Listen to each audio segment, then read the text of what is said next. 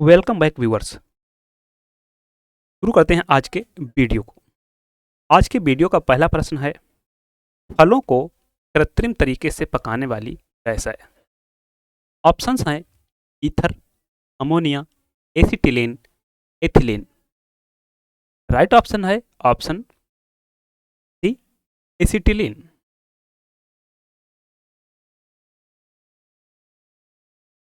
फलों को कृत्रिम तरीके से पकाने वाली गैस एसिटिलीन है। एथिलीन गैसीय रूप में पौधों में पाया जाने वाला हार्मोन है। यह प्राकृतिक रूप से फलों को पकाने में मुख्य भूमिका निभाता है। प्रश्न नंबर 2, रसोई गैस किनका मिश्रण है? ऑप्शंस हैं कार्बन मोनोऑक्साइड और carbon dioxide. Option B, butane और प्रोपेन। ऑप्शन सी, मीथेन और ethylene. Option D, carbon dioxide और ऑक्सीजन। राइट ऑप्शन है यहाँ पर ऑप्शन बी, ब्यूटेन और प्रोपेन। रसोई गैस मुख्यतः ब्यूटेन तथा प्रोपेन का मिश्रण है। इसे द्रवीभूत पेट्रोलियम गैस के नाम से जाना जाता है। यह पेट्रोलियम तथा प्राकृतिक गैस के प्रभावी आसवन से प्राप्त होता है। एलपीजी के रिसाव की पहचान हेतु उसमें कुछ दुर्गंध युक्त पदार्थ जैसे मरकेप्टेन आदि मिला दिए जाते हैं, जिससे उनके रिसाव की जानकारी हो सके। प्रश्न नंबर 3, आनुवांशिक हेरफेर द्वारा प्राकृतिक पृथकृतों से विकसित जीवाणुओं का कौन सा जीवाणु विभेद समुद्र में बिखरे तेल का निवारण करने के उपयोग में लाया जा सकता है? ऑप्शन है agrobacterium. Option B, nitrosomonas. Option C, clostridium. Option D, pseudomonas. Right option होगा ऑप्शन बी, नाइट्रोसोमोनास।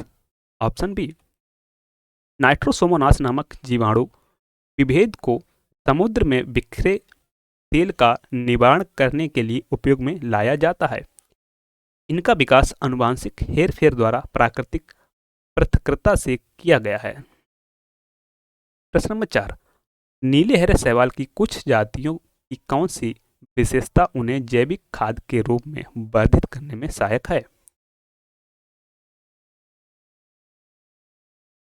ऑप्शंस हैं, ये वायुमंडलीय मीथेन को अमोनिया में परिवर्तित करती है, जिन्हें फसल के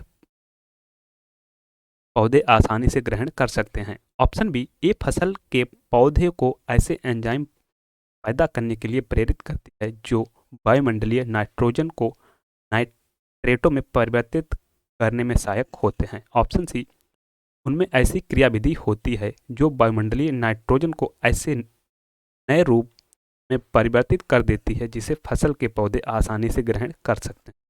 ऑप्शन डी, ये फसल के पौधों की जड़ों को अपेक्षाकृत अधिक मृदा नाइट्रेट अवशोषित करने के लिए प्रेरित करती हैं। यहाँ पर राइट ऑप्शन है ऑप्शन सी, उनमें ऐसी क्रियाविधि होती है जो वायुमंडलीय नाइट्रोजन को ऐसे नए रूप में परिवर्तित कर देती है जिसे फसल के पौधे आसानी से ग्रहण कर सकते हैं। नीले हरे शैवाल में ऐसी क्रियाविधि होती है जो वायुमंडलीय नाइट्रोजन को ऐसे नए यौगिक में बदल देती है जिसे फसल के पौधे आसानी से ग्रहण कर सकते हैं। ब्लू बीन एल्गी, राइजोबियम, एजोटोबैक्टर, क्लास्ट्रीडियम इत्यादि जैव उर्वरक नाइट्रोजन स्थिरीकरण में प्रयोग होता है। प्रश्न नंबर 5, जीवित प्राणियों के शरीर में होने वाली निम्नलिखित में से कौन सी एक प्रक्रिया पाचन प्रक्रिया है? ऑप्शंस हैं, प्रोटीनों का एमिनो अम्लों में विघटन, ग्लूकोज का CO2 और H2O में विघटन, ग्लूकोज का ग्लाइकोजन में रूपांतरण, अमीनो अम्लों का प्रोटीनों में रूपांतरण। राइट ऑप्शन है ऑप्शन ए, प्रोटीनों का एमिनो अम्लों में विघटन। जीवित प्राणियों के शरीर में प्रोटीन का एमिनो अम्ल में विघटन एक पाचन प्रक्रिया है। पाचन क्रिया के तहत अमाशय में पेप्सिनोजेन पेप्सिन में परिवर्तित होता है। प्रश्न नंबर 6, जीवित प्राणियों में क्रमिक विकास की दृष्टि से निम्नलिखित में से कौन सा एक क्रमिक विकास का सही अनुक्रम है? ऑप्शंस हैं, ऊद बिलाव कच्छप शार्क। ऑप्शन बी कच्छप, सार्क, ऊद बिलाव, ऑप्शन सी सार्क कच्छप ऊद बिलाव, ऑप्शन डी सार्क ऊद बिलाव कच्छप। यहाँ पर राइट ऑप्शन है ऑप्शन सी सार्क कच्छप ऊद बिलाव। जीवित प्राणियों के क्रमिक विकास की दृष्टि से क्रमिक विकास का सही अनुक्रम सार्क कच्छप ऊद बिलाव है। प्रश्न नंबर 7, निम्नलिखित कथनों पर विचार कीजिए। आबादी में प्रत्येक व्यक्ति स्वाइन फ्लू के लिए समान रूप से संवेग परपोषी है। 2, स्वाइन फ्लू के प्राथमिक उपचार में प्रतिजैविकों एंटीबायोटिक्स की कोई भूमिका नहीं होती। तीसरा, महामारी प्रभावित क्षेत्र में स्वाइन फ्लू के भावी विस्तार की रोकथाम हेतु उस क्षेत्र के सभी सूकरों को नष्ट करना अनिवार्य है। उपर्युक्त कथनों में से कौन सा से सही हैं? यहाँ पर सही हैं ऑप्शन सी 2 और 3।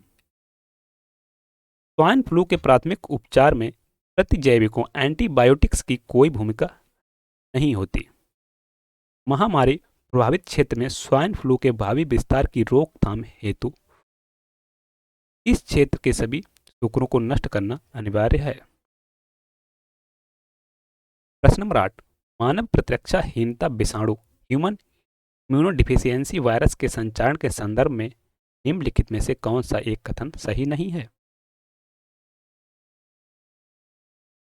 ऑप्शन ए, स्त्री से पुरुष में संचारण की संभावना पुरुष से स्त्री में संचारण की तुलना में दुगनी होती है।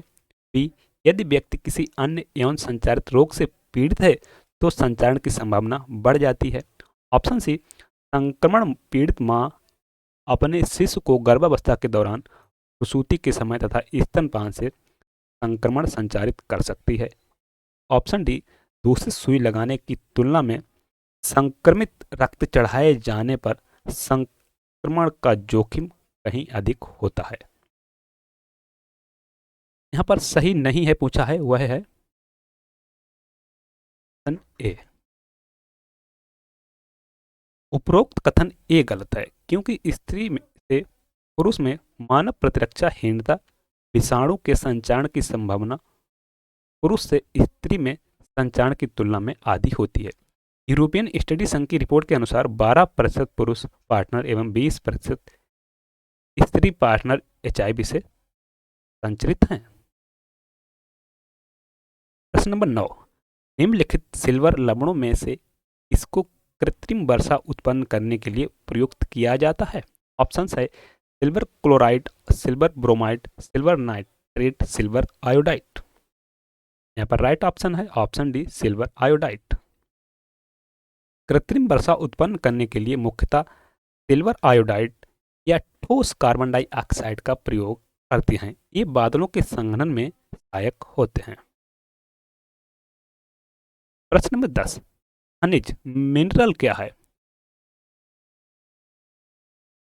द्रव, अकार्बनिक, ठोस, गैस, उपरोक्त सभी। राइट ऑप्शन है ऑप्शन बी अकार्बनिक ठोस। खनिज मिनरल्स मुख्यतः अकार्बनिक ठोस होते हैं। प्रश्न नंबर 11, एक ही प्रकार का परमाणु निम्न में से इसमें मिलता है।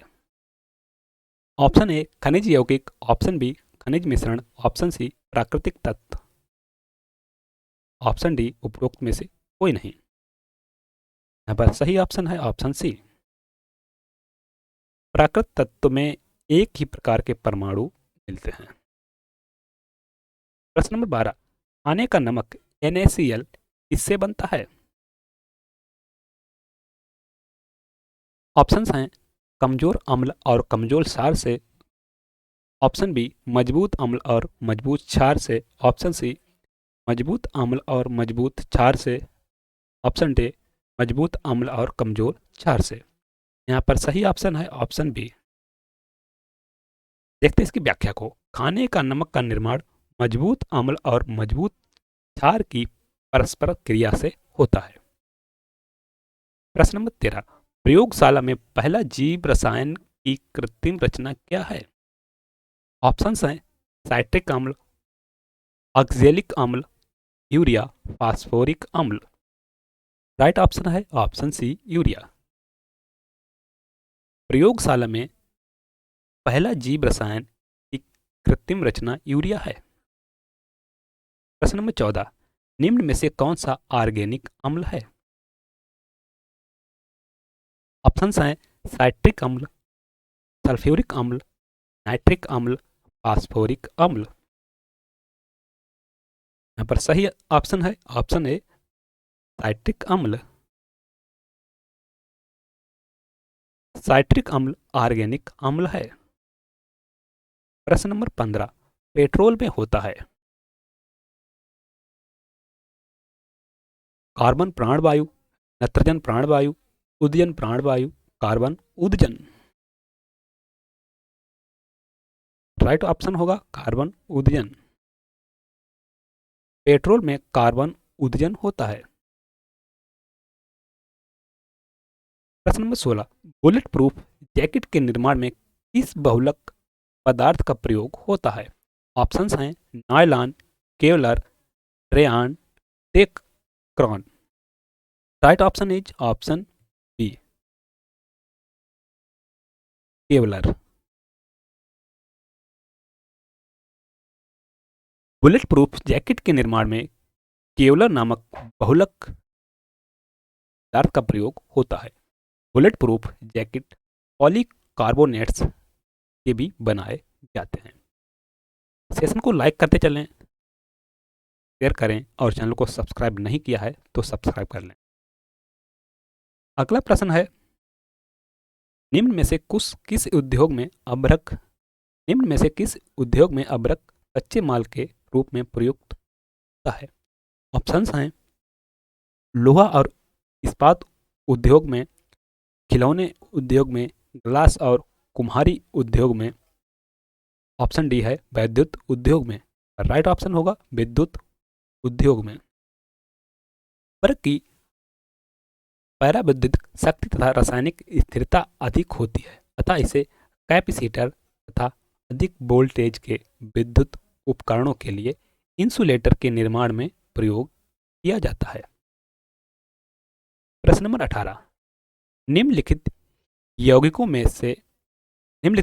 में कौन सी एक शांतिकारक औषधि के रूप में प्रयुक्त होता है? ऑप्शंस हैं कैल्शियम क्लोराइड, फास्फोरस, साइक्लोराइड। ऑप्शन यहाँ पर ऑप्शंस हैं A B C. Calcium chloride, phosphorus, trichloride, potassium bromide. Option D ethyl alcohol. Right option है option C potassium bromide. Potassium bromide एक शांतिकारक औषधि है। इसका प्रयोग मिर्गी रोग के उपचार में किया जाता है। Thanks for watching. वीडियो को लाइक करें, शेयर करें और चैनल को सब्सक्राइब नहीं किया है तो सब्सक्राइब कर लें, तब बेल आइकन को प्रेस कर लें, इससे हमारे आने वाले वीडियो का नोटिफिकेशन आपको मिलता रहे।